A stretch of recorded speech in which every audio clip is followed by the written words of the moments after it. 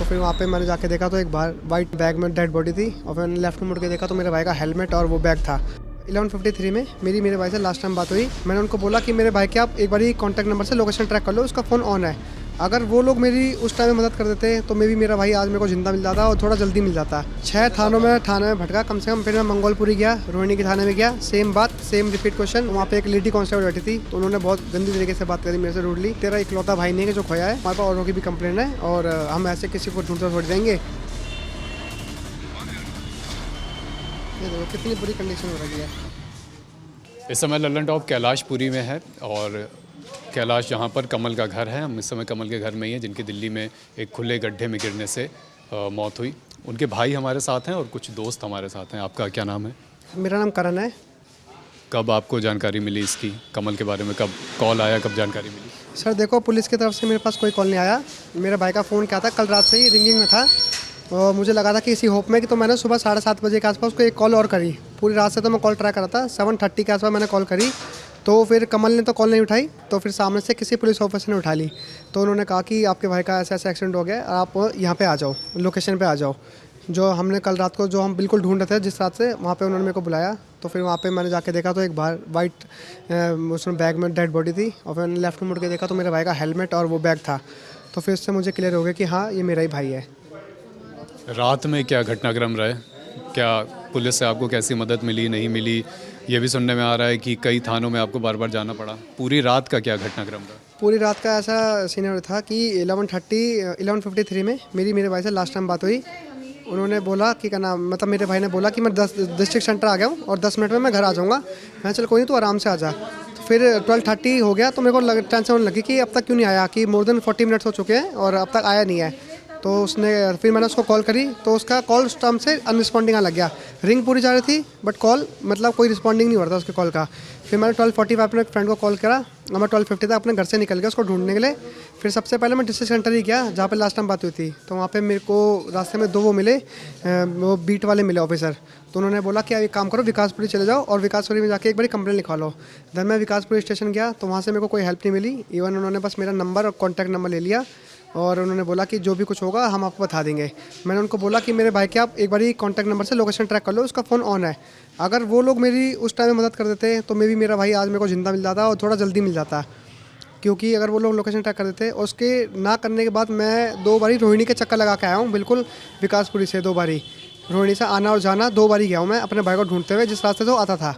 पर उस रास्ते से मेरे को कुछ नहीं मिला। देन मैं थक हार के फिर से दोबारा से वहीं पे पहुंचा विकासपुरी। तो उन्होंने कहा कि जहाँ से आपका भाई गायब हुआ है आप वहाँ पहुँचो और वहाँ के पुलिस स्टेशन में काम करो। तो मैं वहाँ पे फिर जनकपुरी में गया। तो जनकपुरी एक इकलौता पुलिस स्टेशन है जहाँ से मेरे को थोड़ी हेल्प मिली। तो उन्होंने मेरा कॉन्टैक्ट नंबर लेके थोड़ा अपना वो कर लिया फटाफट से, और ट्रैक करके उन्होंने लोकेशन मेरे को बता दी मेरे भाई की। तो उन्होंने मेरे को एक भाई की लोकेशन दी जहाँ पे बिल्कुल एक्सीडेंट हुआ, उसके बिल्कुल सामने एक पार्क है। तो वहाँ पे उनका वो था, लोकेशन आ रही थी। मैं वहाँ पहुँचा तो उन्होंने कहा कि 200 मीटर के रेडियस में मेरा भाई आप यहाँ पे मिल जाएगा, मिलेगा तो ठीक है, नहीं मिलेगा तो इनकेस उसका फ़ोन यहाँ गिर गया है, वो घर पहुँच चुका होगा। मैंने कहा ठीक है, मैं वहाँ एक बार जाकर ट्राई करता हूँ। बट पुलिस की तरफ से उस टाइम मेरे को कोई मदद नहीं मिली। मैं वहाँ गया, इवन पार्क की हालत भी बिल्कुल अच्छी नहीं थी, ना कोई लाइट जली थी ना कुछ। मैंने अपनी इवन फ़ोन की फ्लैश लाइट से और मेरे भाई का जो मैनेजर थे ऑफिस के वो और मेरे फ्रेंड, हम तीनों ने वहाँ पे मिलकर ढूंढा, हमें कुछ नहीं मिला। फिर हमने थोड़ा थकारा तो मैंने 112 पे कॉल करी। 112 वाली पीसीआर आई, उन्होंने मेरे को सीधा बोला कि हमारा ये काम नहीं है, हमारा काम खाली एक्सीडेंटल केसेस को और किसी इंसान को मेडिकल ट्रीटमेंट चाहिए होती है, हम बस वो करते हैं, बाकी हम कुछ नहीं करते। मैंने कहा ठीक है। फिर हम दोबारा से वहाँ पे गए अपना जनकपुरी पुलिस स्टेशन पर। तो मैंने वहाँ पे उनको बताया कि ये सीनियर सर, एक बार आप दोबारा से अपडेटेड लोकेशन निकाल दो और क्या नाम है, किसी को आप मेरे साथ भेज दो।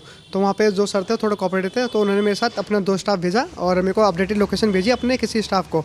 हम लोग वहाँ पे गए तो वहाँ पे हमने फिर से दोबारा वही पार्क की लोकेशन आई। तो हमने उस पार्क में फिर से ढूंढा ढंग से। उस टाइम वो टॉर्च वगैरह लेके आ गए थे पुलिस वाले। तो फिर भी नहीं मिला। तो बिल्कुल पार्क के सामने अपोजिट रोड पे एक वो था, गड्ढा था।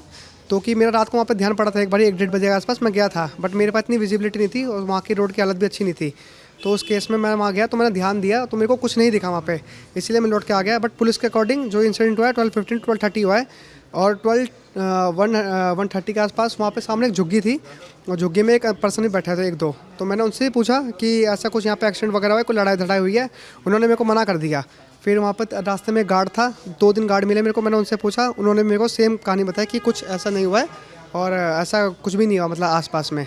देन फिर हमको पुलिस वालों ने घर भेज दिया 4 बजे के आसपास। उन्होंने कहा कि आपका जो सबसे पास पुलिस स्टेशन है, आप सुबह वहाँ पे एक बार रिपोर्ट करा लें 11-12 बजे। देन फिर मैंने अपनी दोबारा कार उठाई और मैं 2 भाई को ढूंढने निकल गया दोबारा से। और फिर उसके बाद कितने थानों में आपको भटकना पड़ा रात भर? हाँ, फिर उसके बाद क्या नाम है 6 थाने में भटका कम से कम। फिर मैं मंगोलपुरी गया, रोहिणी के थाने में गया, सेम बात, सेम रिपीट क्वेश्चन, मेरा नाम और कॉन्टैक्ट नंबर ले रहे हैं कि कुछ होगा तो हम आपको अपडेट करेंगे। फिर मेरे को ढूंढते ढूंढते 7 बज गए।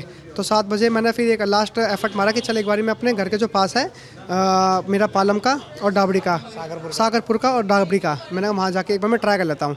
देन मैं सागरपुर थाने में गया तो वहाँ पे एक लेडी कांस्टेबल बैठी थी। तो उन्होंने बहुत गंदी तरीके से बात करी मेरे से, रूडली, कि तेरा इकलौता भाई नहीं है कि जो खोया है, और भी बहुत लोग हैं हमारे पास, औरों की भी कंप्लेंट है और हम ऐसे किसी को ढूंढते थोड़ी देंगे।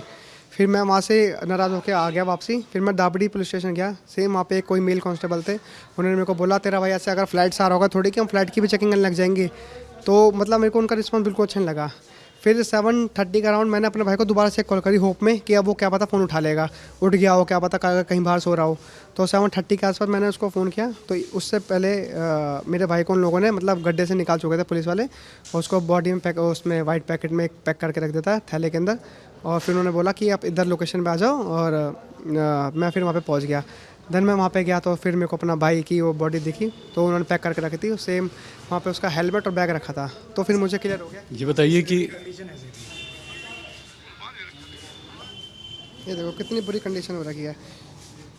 इवन सुनने में आया कि पुलिस वालों को ये 4 या 5 बजे के आसपास पता चल चुका था कि ऐसे यहाँ पे इंसिडेंट हो चुका है, बट पुलिस की तरफ से मेरे को कोई रिस्पॉन्स नहीं है सामने। ये बताइए कि क्या इसमें और किसी भी तरह की शंका परिवार ने जताई है? हाँ, मुझे लग रही है इसमें शंका है किसी और की। अब मैं ऐसे किसी को बिल्कुल सस्पिशियस भाव से तो नहीं देख सकता, बट मुझे लग रहा है, क्योंकि इतना दिमाग मेरे भाई के अंदर भी है कि वो कहाँ से आएगा कहाँ से नहीं आएगा, क्योंकि वो 3+ आने जाने का रूट, ऑफिस से घर आने का यही था रोज का? एग्जैक्टली 3 साल से ज़्यादा से वहाँ पे काम कर रहा है रोहिणी में वो, और उसी रूट से आता जाता है वो। आप सब लोग मित्र हैं उनके? वो क्या कब से वहाँ पे काम कर रहे थे और क्या काम कर रहे थे? जी, अभी आप भाई ने बताया ना 3 सालों से काम कर रहे थे, तो आप इसमें साफ साफ देख सकते हैं जितना पुलिस वालों ने परेशान करा, अगर उतना ही समय उसको ढूंढने में लगा देते तो आज हमारा भाई बीच में तो होता। प्रशासन अपने काम को जिम्मेदारी से करती नहीं है, सिर्फ परेशान करना आम जनता को, आम जनता के लिए ही लगी हुई है, और आम जनता को ही परेशान करना। और आप कितने समय से वहाँ SDFC में काम कर रहे थे वो कमल? अभी बताया ना आपको 3 से 3.5 साल हो गए थे जो जॉब करते हुए उसको वहाँ पे SDFC में। अब क्या आगे आप लोग चाह रहे हैं पुलिस से या प्रशासन से? हमारी दिल्ली सरकार से यही दरख्वास्त है, प्रशासन की ये जो भी गलतियाँ थी इसके कड़ी से कड़ी एक्शन ले। CCTV वगैरह जो फोटोज लगी हुई हैं उनको वहाँ से निकाल कर देखा जाए कि एक्चुअली हुआ क्या है, क्योंकि हमें नहीं लगता कि हमारा भाई जिसको पता है कि यहाँ पे गड्ढा हो रखा है वो उसी रास्ते से आएगा, और आएगा तो फिर वहाँ मिट्टी का ढेर लगा हुआ तो वो उस पर गिरता, गड्ढे में कैसे गिरता। बहुत सारे सवाल परिवारों की तरफ से, परिवार की तरफ से, दोस्तों की तरफ से भी उठाए जा रहे हैं कि जब कमल के रोज़ ऑफिस से घर आने का वही रास्ता था तो ये कैसे संभव है कि उनको ना पता हो कि वहाँ पर गड्ढा खुला हुआ है। पुलिस पर भी बहुत सारे सवाल उठ रहे हैं। परिवार का आरोप है कि उन्हें 6 से 7 थानों में रात भर घूमना पड़ा, थाने एक थाने दूसरे थाने, और कहीं पर भी सुनवाई नहीं हुई। ये भी आरोप है परिवार का कि कई पुलिस वालों ने उनसे ख़राब तरीके से बात भी की और मदद नहीं की गई। बहुत सारे सवाल हैं। ऐसा ही एक केस नोएडा में हुआ था, तब भी बहुत सारे सवाल उठे थे पुलिस पर भी और प्रशासन पर भी। यहाँ एक बार फिर पुलिस प्रशासन पे गंभीर सवाल हैं। आगे जो भी इस बारे में जानकारियाँ होंगी आप तक पहुँचाते रहेंगे। देखते रहिए लल्लन टॉप।